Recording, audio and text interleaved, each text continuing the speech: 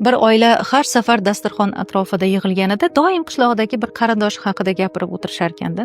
Falonchi qachon qarama muhtoj, qancha bersa ham hech kosasi oqarmadi-da, shuni biror ishini barakasi yo'q-a deb eslab o'tirishar ekan.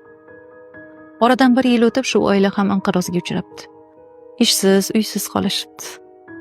Ota bemor bo'lib qolibdi va qarangki, aynan o'sha muhtoj deb atashgan qarindoshi o'zida yo'q bo'lsa ham borini tashib ularga oziq-ovqat olib kelib holidan xabar olibdi. Buni ko'rgan oila a'zolar har safar o'zlarini suhbat ko'rinishidagi g'iybatlarini eslab, faqat tavba qilishdan boshqa narsaga o'ta olmay qolishgan. Ko'ryapsizmi? G'iybat qilgan inson boshqalarni emas, o'zini oyog'iga bolta urib qo'yadi-da. G'iybat qilgan og'izda ilm to'xtaydi. G'iybatni tinglagan qalbda nur so'nadi. G'iybat bor muhitda haqiqat eshitilmaydi.